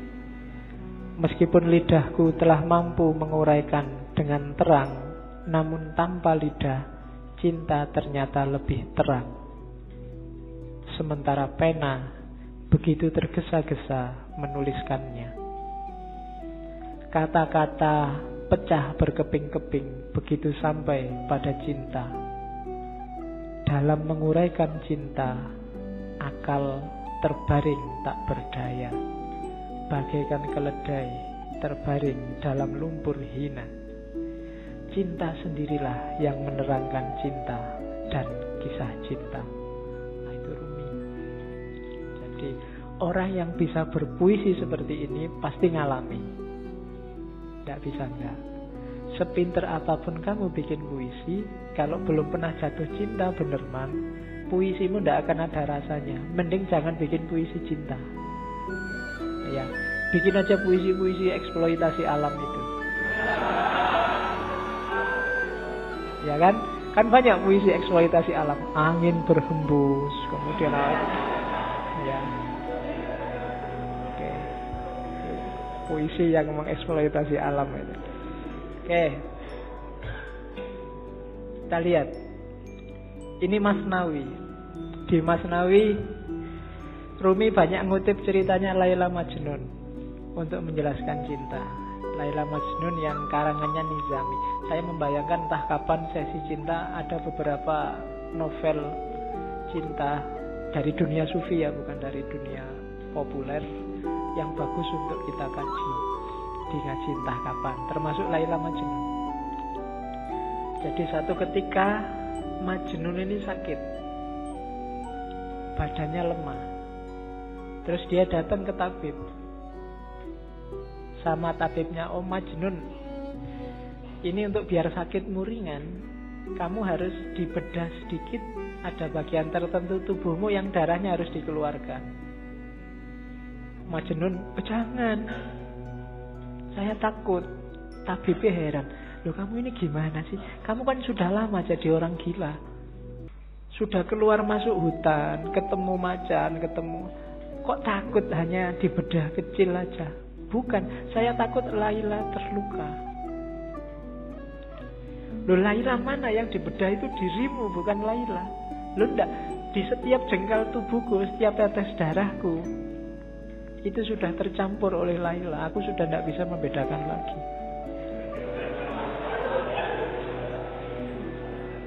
Kamu ketawa kaya duwe pacar wae. Oke, ya. Jadi itu maksudnya apa? Ketika orang jatuh cinta, dia sudah kehilangan dirinya. Yang ada hanya yang dicintai. Dia tidak peduli kalau dirinya sendiri luka, tapi jangan sampai yang dicintai luka. Itu Majnun. Majnun ini sebenarnya anaknya bangsawan yang jatuh cinta sama Laila. Ya sayangnya agak tragis ceritanya. Bagi yang baca Nizami nanti banyak momen-momen. Ada momen yang menurut saya bagus. Misalnya ketika Majnun saking pinginnya ketemu Laila yang sudah dinikahi orang lain, dan khawatir ketahuan keluarganya Laila, karena kalau ketahuan keluarganya Laila dia bisa diajar. Jadi waktu ada gerombolan ternak kambing lewat depan rumahnya Laila, dia ikut merangkak di situ bareng, hanya sekedar untuk melihat rumahnya Laila. Oke, itu Majnun. Nanti banyak momennya yang bagus dan banyak dipakai oleh Rumi. Cuma Rumi bikin cerita sendiri, hanya tokohnya Laila sama Majnun, dengan ilustrasi besarnya cinta Laila sama Majnun, besarnya cinta Majnun sama Laila, dan sebaliknya. Jadi Rumi ingin bilang bahwa tanda-tanda bahwa kamu jatuh cinta beneran adalah ketika kamu tidak lagi egois, tidak lagi mikir keuntunganmu apa. Sama Allah juga begitu. Kalau kamu masih ngitung-ngitung untungnya apa, belum ikhlas sejati, masih belum tanda-tanda cinta. Orang yang cinta itu disuruh apa aja iya dan gak minta balasan. Disuruh sholat duha, iya sholat duha. Disuruh ngaji, iya ngaji. Gak usah mikir kalau sholat duha itu nanti rezekinya bisa langsung datang. Gak usah. Itu berarti masih ngitung-ngitung balasan. Barang siapa membaca surat Al-Waqi'ah setiap malam Jumat, maka itu berarti masih mikir reward, masih dagang sama Allah. Bukan salah, cuma levelnya masih belum level cinta. Kalau level cinta, ngaji ayo, disuruh baca Waqi'ah ayo 3 kali ndak apa-apa. Baca Yasin 10 kali ndak apa-apa. Ndak mikir kalau 10 kali balasannya maka ini. Kalau ini enggak. Kalau masih itu masih dagang. Kalau masih dagang belum cinta. Kalau cinta ndak mikir balasannya apa. Kenapa? Karena kamu sudah melupakan dirimu. Yang kamu ingat hanya yang kamu cintai. Yang penting Allah senang. Allah rela. Waktunya enak-enaknya orang tidur, aku bangun. Kenapa? Allah senang yang kayak gini. Waktunya orang cepat-cepat berangkat kerja, aku sholat dulu, sholat duha. Kenapa? Allah seneng yang kayak gini. Bukan karena tak sholat dulu nanti biar rezekiku lancar, biar masih ada reward yang kamu pikir, masih mikir balasan. Sama kayak kamu traktir pacarmu, ya sekarang traktir, tapi nanti harus mau lo ya boncengan. Itu masih mikir reward, masih mikir aku cinta padamu, tapi kamu cinta padaku juga kan? Kalau enggak ya aku nyari yang lain. Itu berarti belum. Masih dagang, masih negosiasi. Apa salah? Enggak. Cuma levelnya masih belum level cinta. Ketika belum level cinta, ya harus dinaikkan lagi. Masih negosiasi. Masih bukan Allah satu-satunya. Tapi jalannya sudah menuju Allah. Tapi masih belum ikhlas. Karena ikhlas itu enggak mikir balasan. Sodakolah 1000 maka akan kembali 700.000 karena dilipat gandakan 700 kali. Ini kalau masih hitung-hitungan itu kesenangan koruptor. Koruptor itu saya korupsi 1 juta, kemudian tak sodakohkan aja 10 juta. Korupsi 100 juta tak sodakohkan 10 juta. 10 kali 700 sudah banyak itu pahalanya. Dosanya sama ininya kalau di total menang pahalanya. Kan korupsinya dosa 1 juta, sementara itu hitung-hitungan matematika. Kayak orang habis melakukan kejahatan terus umroh, karena pahala dosa orang umroh antara 2 umroh ini dosanya diampuni. Jadi sebelum melakukan kejahatan umrohlah, nanti habis melakukan kejahatan umrohlah. Nah itu hilang dosanya karena dosa di antara 2 umroh ini diampuni. Ini masih kalkulasi matematika. Emangnya Allah anak SD? Kamu ajari, kamu hapusi dengan itu. Tidak bisa. Jadi levelnya belum cinta, belum ikhlas. Maka katanya Ruminda kayak Majnun dan Laila. Rumi juga ngomong cinta itu kuat. Jangan salah. Energinya luar biasa. Jadi ya kalimatnya si puitis. Karena cinta duri menjadi mawar. Karena cinta cuka menjelma anggur segar. Karena cinta keuntungan menjadi mahkota penawar. Karena cinta kemalangan menjadi keberuntungan. Karena cinta rumah penjara tampak bak kedai mawar. Karena cinta hamparan debu tampak seperti taman. Karena cinta api berkobar jadi cahaya yang menyenangkan. Karena cinta setan berubah menjadi bidadari. Karena cinta batu keras menjadi lembut bak mentega. Karena cinta duka cita menjadi riang gembira. Karena cinta hantu berubah jadi malaikat. Karena cinta singa tak menakutkan seperti tikus. Karena cinta sakit jadi sehat. Karena cinta amarah berubah jadi ramah. Cinta itu energinya luar biasa, kekuatannya luar biasa. Orang yang cinta tanah air rela loh mengorbankan nyawanya, rela disiksa oleh penjajah, rela dipukuli. Orang tua demi anaknya rela bersakit-sakit. Luar biasa energinya. Kamu sama pacarmu disuruh jemput pagi-pagi ya mau. Nggak punya uang disuruh traktir ya mau, dibelani utang. Sama dosennya disuruh bikin makalah, makalahmu sendiri nggak digarap-garap ke makalahnya pacare. Itu pun mau. Itu kan energinya luar biasa. Pacarmu nyuruh apapun kamu jalankan. Sami'na wa atokna. Itu kan energi namanya. Kekuatannya nggak enak pun kalau bareng dia, nggak masalah. Kamu bisa menahan susah yang kayak gimana pun. Banjir, kamu nggak bisa pulang, akhirnya neduh pinggir jalan. Itu kan sengsara. Tapi kalau pas bareng dia, seneng aja, semoga hujannya nggak berhenti-berhenti. Padahal itu sengsara loh. Tapi kamu kan malah seneng menikmati. Itu kekuatannya cinta. Energimu berkali lipat. Ya syukur kalau ke Allah, tapi kalau ke yang bukan Allah, manfaatkan energimu sebaik-baiknya. Jangan sampai terlampiaskan secara tidak bermanfaat, sia-sia, eman-eman. Kalau kan kadang-kadang kamu nulis WA ke pacarmu aja kan dihapus berapa kali, khawatir keliru. Itu kan energi juga. Betapa sabarnya kamu waktu itu, betapa telatennya kamu. Mau tidur kamu nunggu, kok belum WA ya, kamu bela-belain melekan sampai dia bilang miss you, good night, kan loh. Ya kan?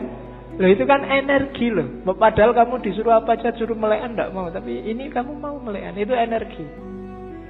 Coba energi ini dipakai untuk yang lebih manfaat, lebih luar biasa. Atau alihkan energi cinta untuk Allah. Kalau sudah jatuh cinta sama Allah, jangankan bangun malam, sepanjang malam tidak tidur pun sanggup. Para sufi banyak yang kayak gitu, saking asiknya sama Allah. Kayak Robiah kemarin kan, ya Allah, para pecinta sudah sama yang dicintai. Lampu-lampu telah mati, rembulan telah muncul, dan sekarang ini loh aku, mbok datanglah padaku. Waktu pagi dia tidak mau tidur juga masih bilang, ya Allah, malam telah pergi, tapi aku akan di sini menunggumu terus sampai kamu datang lagi, sampai malam lagi. Itu Robiah. Kan apa? Asik kalau sama pacarnya terus, kalau sama yang dicintai terus. Jadi kalau sudah jatuh cinta, tidak ada yang namanya berat. Jangankan pacarnya manggil, nanti kamu WA aku jam sekian-sekiannya, oke. Pacarnya nggak manggil pun kamu WA-in. Sholat itu kan sebenarnya Allah nyuruh kamu, mbok kamu ketemu aku 5 lah, paling tidak sehari 5 kali lah. Itu kan menunjukkan janjane Allah itu ya cinta sama kita, pengen ketemu kita sehari 5 kali. Tapi kitanya yang sok gaya, tidak serius. Basa Jawane kemenyek. Allah sudah segitunya manggil kita, mbok 5 kali aja sehari, aku pengen ketemu dirimu. Ya kamu ngadep sih, tapi ya kayak orang tidak serius. Sholatnya sak-sae. Tidak ada yang sholatnya bertahan 5 menit aja, 3 menit lah sama teman. Tidak juga. Sholatmu mesti cepet. Gusti Allah baru mau menatap wajahmu, loh sudah selesai.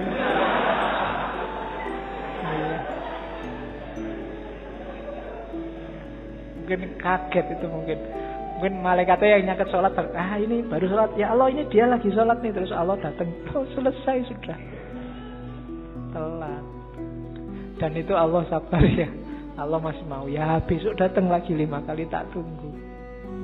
Cuma kamunya yang gak serius, sambil ngadep tapi hatimu ndak di situ, hatimu kemana-mana. Allah yang ngerti, cuma saking sayangnya Allah sama kita. Kalau Allah ndak sayang, kamu sudah disentil sejak lama. Oke, jadi cinta itu energinya besar, kuat. Ada contoh lagi, gimana caranya biar kamu bisa lebih dekat sama Allah. Analoginya Laila Majnun lagi saya ambil. Jadi satu ketika Majnun ini pengen ketemu Laila, maka dia naik onta betina Sayangnya onta betina ini ontanya baru saja melahirkan. Jadi masih sayang-sayangnya sama anak onta. Akhirnya ontanya itu maju sebentar, tapi mundur lagi karena anaknya siapa yang nungguin. Maju lagi, mundur lagi. Akhirnya Majnun gak nyampe-nyampe rumahnya Laila. Harusnya 3 hari nyampe, ini bisa berbulan-bulan. Akhirnya Majnun sadar, wah yang keliru aku ternyata. Sudah saatnya katanya Majnun onta, aku keliru, ngapain aku kok bersandar padamu. Karena menunggangi dirimu, maka aku sekarang jalan di tempat. Maka sekarang goodbye. Nggak usah naik dirimu lah, nggak usah mengandalkan dirimu, aku akan datang langsung pada Allah. Saat itu ceritanya Majnun langsung loncat dari onta dan jatuh, kakinya patah. Cuma saking rindunya sama Laila, kakinya patah nggak masalah, akhirnya tubuhnya digelundungin, jadi gelundung-gelundung sampai rumahnya Laila. Ya, oke. Dan sebenarnya ini isyarat-isyarat. Onta itu kayak dunia. Nggak mungkin kita bisa cepat ketemu Allah kalau beban dunia sangat memberati hidup kita. Kalau kita sibuk luar biasa oleh hal-hal yang tidak ada hubungannya sama kedekatan sama Allah. Jalannya cuma 2. Semua yang di sekelilingmu kamu ajak mendekat ke Allah atau kamu tinggal. Jadi kalau enggak, kamu enggak akan nyampe-nyampe ke Allah. Kamu punya pacar, ini dia jadi penghalangmu untuk dekat terus sama Allah. Alternatifnya 2, ajak dia untuk bareng-bareng mendekat ke Allah atau tinggal. Nyari lagi susah, Pak. Ya, itu berarti dunia menghambatmu. Mungkin nilai, mungkin pekerjaan, mungkin kuliah, mungkin apalagi target-targetmu yang lain. Ini bebanmu. Semakin banyak bebanmu, semakin lambat kamu sampai pada Allah. Kecuali semua beban ini kamu ajak juga mendekat ke Allah. Kalau tidak, buanglah. Kok kuliah bikin kamu tidak setia lagi sama imanmu, bikin kamu tiap hari curang, tiap hari maksiat, misalnya gara-gara kuliah, entah dari sisi apanya. Alternatifnya 2, ilahikan kuliahmu atau tinggallah kuliah. Itu rumusnya Rumi. Kalau enggak, kamu kayak unta betina tadi, maju 3 langkah, mundur 3 langkah. Saat ini semangat sufinya berkobar-kobar, tapi lain, tapi kalau gini ya saya enggak punya pacar nih, Pak. Mundur lagi. Kalau kayak gini enggak bisa kumlot deh, Pak. Mundur lagi. Terus begitu. Maka tinggallah unta betinamu. Meskipun kamu berat sampai harus gelundung-gelundung kayak tadi. Ya memang berat meninggalkan dunia. Tapi kalau enggak, ya kamu enggak nyampe-nyampe. Enggak bisa ilaihi roji'un. Nafasmu enggak akan mutmainah. Itu bahasanya Rumi. Lepaskan ikatan yang membelenggu jiwamu. Bebaskan dirimu. Selama ini kamu diperbudak harta. Kilauan emas dan perak membuat matamu tertutup. Kamu ingin memiliki dunia. Kamu ingin mengisi cawanmu dengan seisi lautan. Apa gunanya? Perhatikan tiram. Dia mengisi diri dengan air secukupnya, dan dia bisa melahirkan mutiara. Isilah dirimu dengan air kasih. Kasih yang bisa mengobati segala macam penyakit. Kasih yang bisa menaklukkan keangkuhan. Kasih yang bisa memabukkan Musa di atas bukit Sinai. Jadi dunia ya cuma ambil secukupnya saja. Jangan dimabuk oleh dunia, jangan terikat oleh dunia. Contohlah tiram katanya. Tiram itu ngambil air yang paling bagus, dimasukkan dalam dirinya, nggak usah banyak-banyak, secukupnya saja. Pada saatnya air ini akan jadi mutiara. Dunia juga begitu. Ambil secukupnya saja, sebutuhmu saja. Setelah itu jalankan tugasmu yang sejati di dunia ini. Kembali pada Allah. Kalau terlalu banyak, kamu tidak akan kuat berjalan. Jangan tertipu oleh dunia. Jadi maunya Rumi itu. Semakin berat beban duniamu, ya semakin kamu lama dekatnya sama Allah. Ya boleh masing-masing muhasabah ya.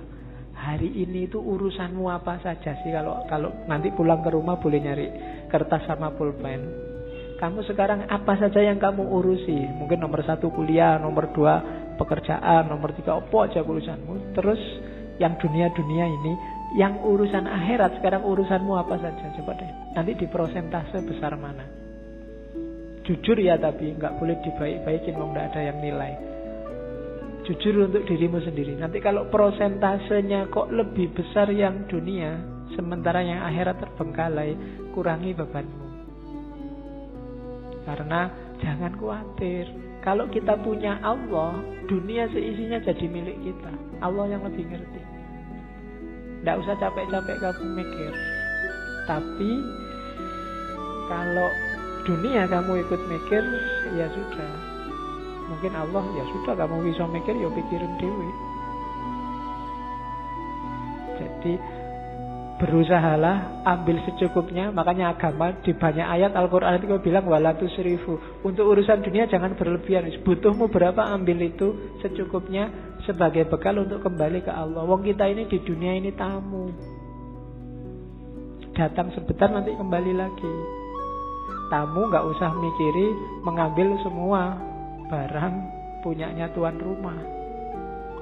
Sebutuhnya saja. Oke. Terus ini ada kalimat bagus juga dari Mas Nawi. Satu ketika Khalifah, dalam ceritanya Laila Majnun ini, Khalifah ketemu Laila. Khalifah ini kaget begitu ketemu Laila. Ini Laila ini wajahnya cuma gini aja loh ya. Cakep banget juga enggak ya, perasaan biasa-biasa aja. Yang lebih cakep banyak dibandingkan Laila. Kok Qais Al-Majnun, nama aslinya Majnun dan Qais, bisa tergila-gila begitu ya? Terus dia tanya Laila, Khalifah ini tanya, Laila, Qais kok menjadi gila karena kamu? Tidak masuk akal.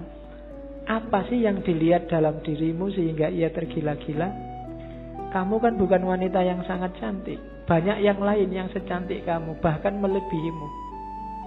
Laila menjawab, yang dia lihat tidak terlihat olehmu karena kamu bukan Majnun. Ini yang saya maksud rasa. Jadi hanya Majnun yang ngerti keindahan Laila.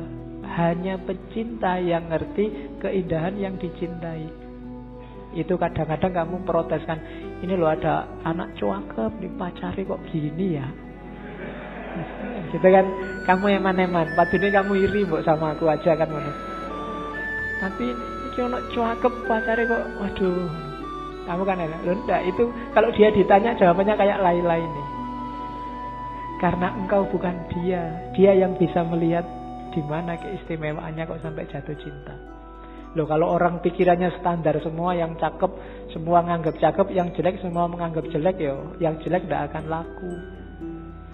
Hanya cakep saja yang laku. Tapi orang melihat yang dicintai dengan perspektifnya sendiri. Karena kamu bukan Majnun. Hanya pecinta yang ngerti indahnya di mana yang dicintai itu. Nah itu jawabannya Laila. Maka maksudnya Rumi apa? Kalau kamu ingin ngerti indahnya cinta pada Allah, ya cintailah Allah. Kalau enggak ya enggak. Kalau kamu masih sibuk dengan teori, sibuk membantah, ya enggak bisa, itu harusnya begini, ya enggak bisa. Ya wis, kamu enggak akan ngalami indahnya. Jatuh cintalah sama Allah. Nanti kamu akan ngerti. Sama kayak jawabannya Laila, karena kamu bukan Majnun. Kalau kamu Majnun, kamu ngerti di mana indahku. Karena kamu bukan Majnun, ya kamu tidak ngerti. Oke. Nah, ini syair paling terkenal dari Rumi. Cinta adalah intinya, dunia hanya kulitnya. Cinta adalah manisannya, dunia adalah piringnya. Agamaku adalah agama cinta.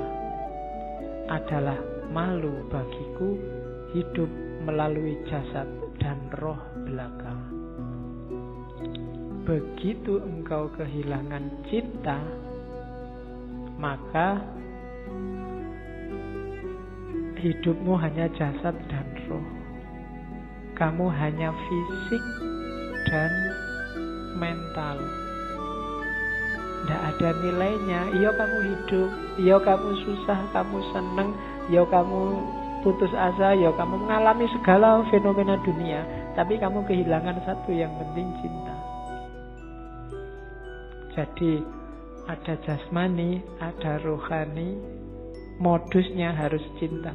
Begitu modusnya bukan cinta, maka katanya Rumi, aku malu kalau begitu.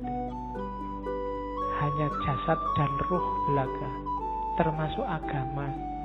Beragama berarti modusnya juga harus modus cinta. Modus itu gayanya, gaya mencintai, bukan gaya dagang. Aku untung apa, kamu dapat apa. Apalagi gaya ngamuk, apalagi gaya marah-marah, gaya tawuran. Nggak, agama gayanya harus gaya cinta. Gaya cinta itu ciri paling utama adalah tidak egois, tidak mikir senengnya sendiri, enaknya sendiri. Kalau masih aku, belum. Masih aku, kelompokku, aliranku, pikiranku, pendapatku, masih egois. Tidak bisa memahami yang lain. Pokoknya sing bener aku, liyane salah kabeh. Besok yang lain masuk neraka semua. Nah, gaya kayak gini berarti bukan gaya cinta. Ngomongnya jangan, kalau cinta itu aku yang benar sih, menurutku yang benar ini. Yang lain kalau bisa tak ajak semua masuk surga bareng-bareng aku. Bukan yang lain karena kamu banyak bid'ahnya kamu masuk neraka sekarang. Tidak begitu. Aku pingin aku dan kamu masuk surga. Ayo kita masuk surga bareng-bareng, menuju Allah bareng-bareng. Ini beragama gaya cinta, bukan beragama yang egois. Kalau beragama yang egois itu tinggal jasad dan ruhnya agama, kehilangan esensinya, kehilangan intinya. Kalimat ini saya sampaikan karena banyak yang ngiritik, jangan-jangan Rumi ini nggak suka syariat. Suka, cuma malam ini nggak saya tampilkan. Kapan-kapan kita ngomong bagaimana syariat dalam pandangannya Rumi. Kalimat itu saya ambil saja untuk tahu bahwa itu loh dasarnya Rumi. Aku hanyalah debu yang ingin selalu menempel pada telapak kaki Muhammad. Jadi ialah semua yang diajarkan Rumi ya tetap dasarnya adalah cintanya dia pada Allah melalui Kanjeng Nabi. Karena yang bawa, yang memperkenalkan Allah kan Kanjeng Nabi.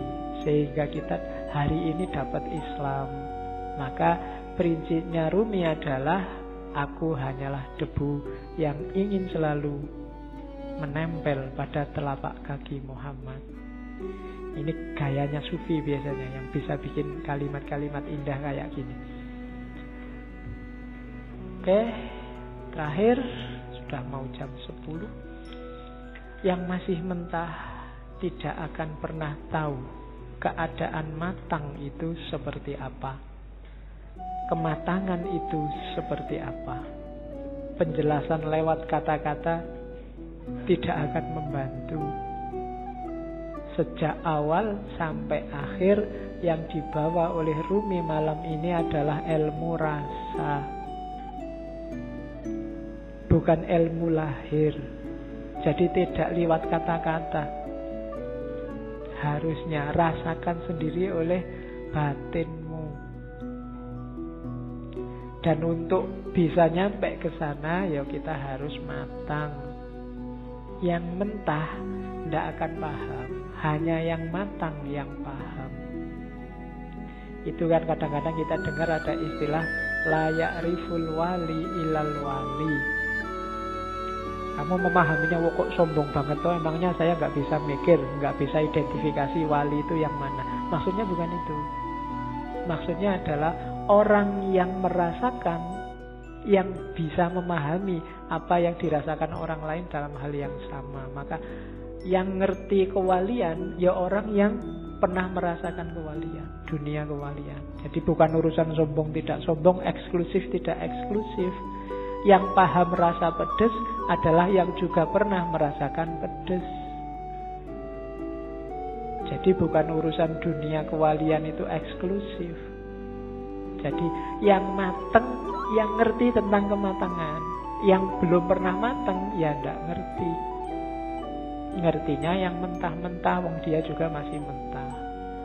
Hari ini banyak yang mentah, marah-marah sama yang mateng. Ya kan, itu yang kemudian di berita-berita muncul penistaan ulama kan itu.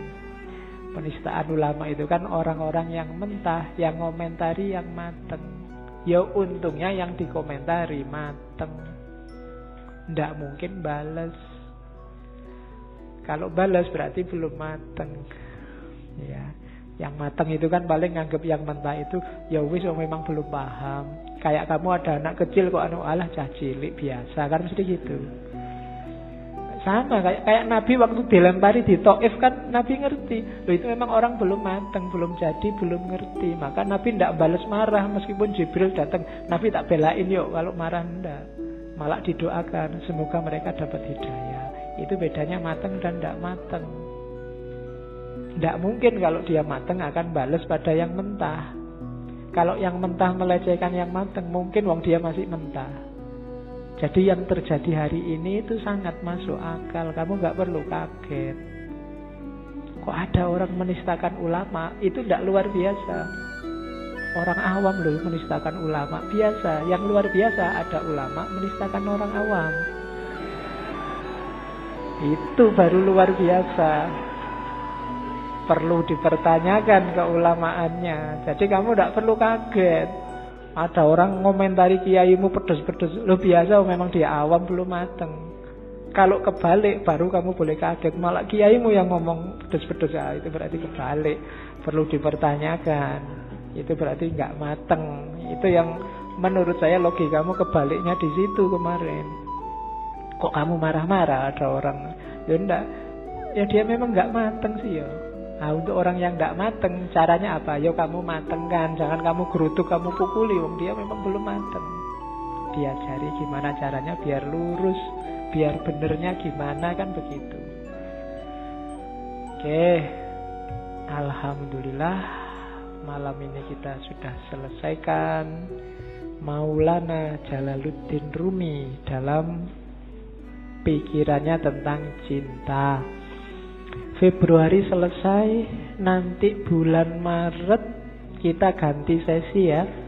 Sudah agak lama di Islam, kita akan ke barat lagi. Ternyata saya lihat tadi di kalender Maret ada Rebonya 5. Kita ke barat lagi, ke kuno sekalian. Kita akan ke Yunani dan Romawi.